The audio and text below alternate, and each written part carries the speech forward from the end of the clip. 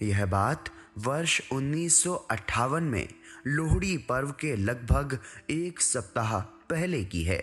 शाह मस्ताना जी महाराज आप जी को साथ लेकर शाम करीब 5 बजे गांव श्री जलालाना साहिब में पधारे। यहाँ की समस्त साधु संगत द्वारा अपने सद्गुरु जी का पूर्ण उत्साह एवं श्रद्धा पूर्वक स्वागत किया गया। पूजनीय शाह मस्ताना जी बहुत प्रसन्न हुए और सबसे पहले साध संगत का हालचाल पूछकर बाहर मोढ़े पर बैठते हुए वचन फरमाया, देखो भाई, मुलक माही दवस से कोई रोवे ते कोई हंसे, आनंदपुरा यानी गदराना रोवे ते मस्तपुरा यानी श्री जलालाना साहिब हंसे।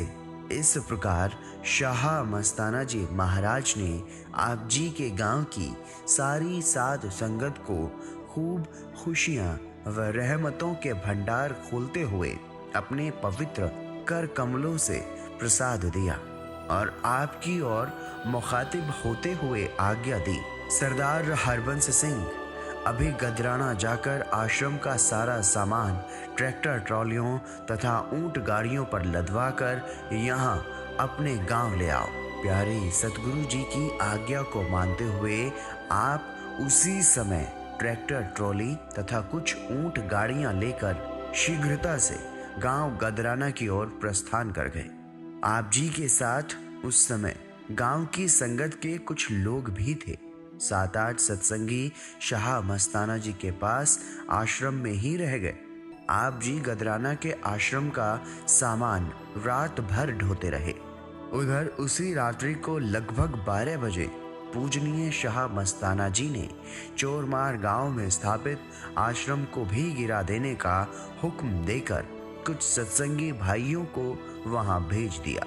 इस प्रकार अगले ही दिन वहां के आश्रम का सामान भी श्री जलालाना साहिब में मंगवा लिया गया और ईंटों के चट्टे को वहीं चोरमार गांव में ही रखने का हुक्म फरमाया। तीसरे दिन फिर हुक्म हुआ कि ईंटों का ढेर काफी ऊंचा करके उसमें एक झंडा गाड़ दो ताकि सभी आने जाने वाले लोगों को वह झंडा दिखाई देता रहे। आप जी स्वयं अभी तक गदराना आश्रम का सामान ढोने में ही व्यस्त थे और यह काम निरंतर कई दिन तक चलता रहा। एक दिन पूजनीय बेपरवाह जी की आज्ञा से ट्रैक्टर ट्रॉली के द्वारा दोनों आश्रमों का सामान गांव घूकावाली की साध संगत श्री जलालाना साहिब से अपने गांव में ले गई।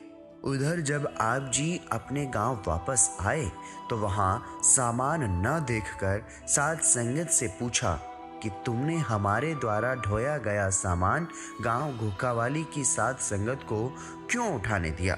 साध संगत ने आप जी से कहा कि बाबा जी अर्थात शाह मस्ताना जी द्वारा उठवा दिया गया है। उस समय पूजनीय शाह मस्ताना जी सभी बातें सुन रहे थे। बेपरवाह जी ने फरमाया, इन्होंने हमें सामान उठवाने से रोका ही नहीं, इसलिए उठवा दिया। इस पर उन लोगों को समझाते हुए आप जी ने फरमाया कि आप सभी लोग पूजनीय मस्ताना जी के चरणों में सादर प्रार्थना तो कर ही सकते थे। इस पर साध संगत खामोश रही। उसी दिन पूजनीय बेपरवाह जी ने सभी सेवादारों को सेवा के बदले प्रेम निशानी देने के उद्देश्य से अपने विश्राम कक्ष में बुलाया।